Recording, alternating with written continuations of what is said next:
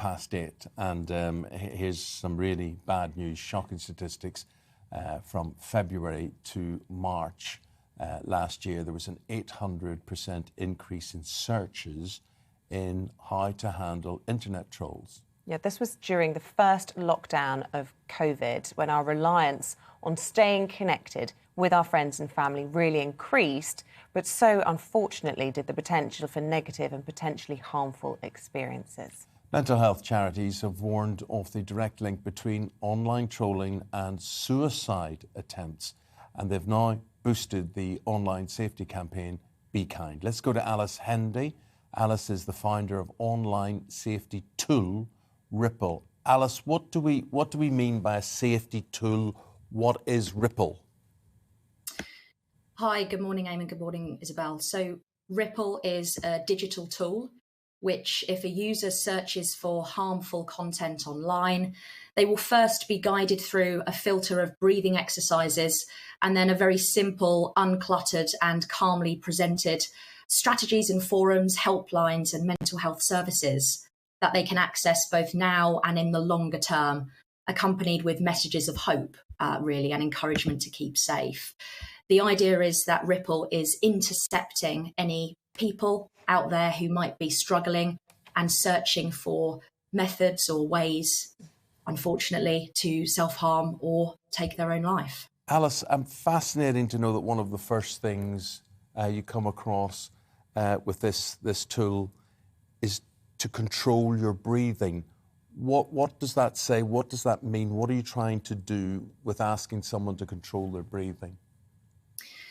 It's really a case of interrupting somebody's thought process. It's a gentle, calming strategy that has been statistically proven to help that person reset what it is they're thinking.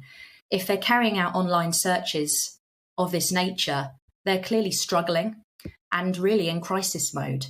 And the idea is that the short breathing exercise at the beginning enables that person to stop, pause, reflect on what they're doing, and then they're presented with those mental health facilities and services that are available for them to access. Alice, you've created this incredible internet tool, and you've done that because you've been through the worst of experiences and you tragically lost your brother, I know, in November 2020. So that was the year that we're talking about, of those really difficult lockdowns for so many people on their mental health. Your brother was just in his 20s at the time. And after he passed away, it was then that you found out he'd been accessing these forums that had helped him to find ways to take his own life. And I mean, that just strikes me as unbelievable how easy it is for people who are feeling vulnerable to find that kind of content. Obviously shocked you into setting up Ripple.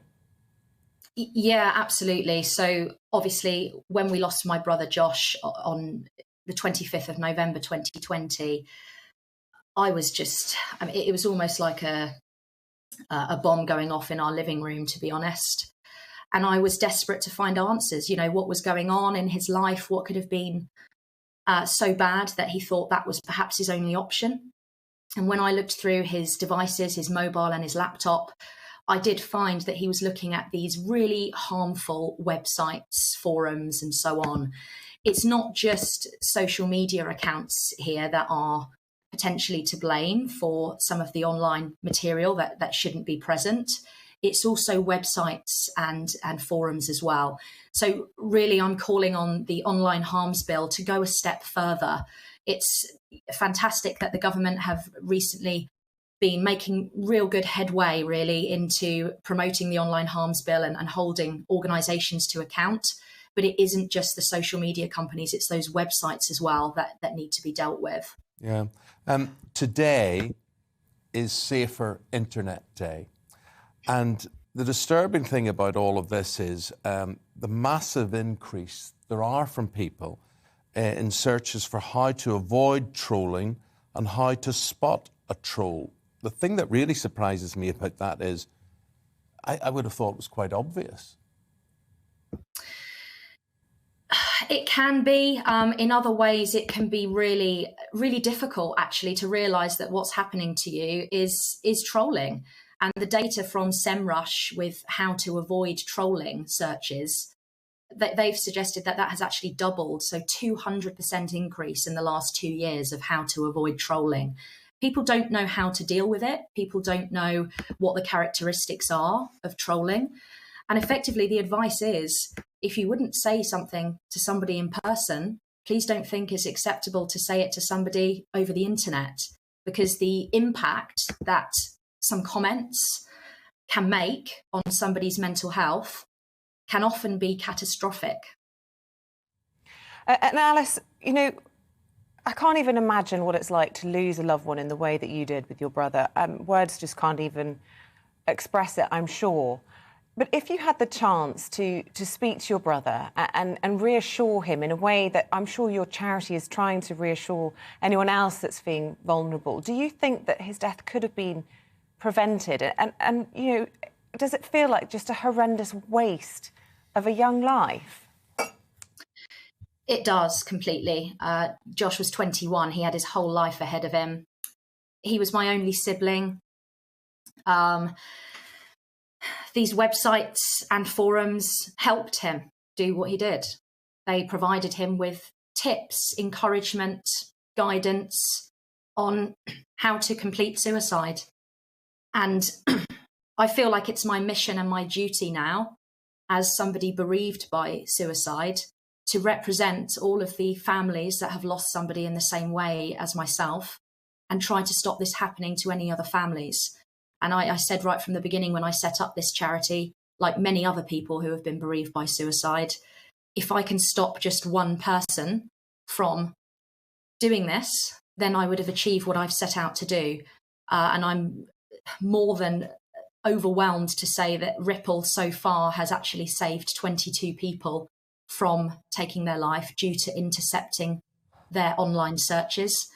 It's a free tool for schools, colleges, universities, parents to download en masse if they wanted to.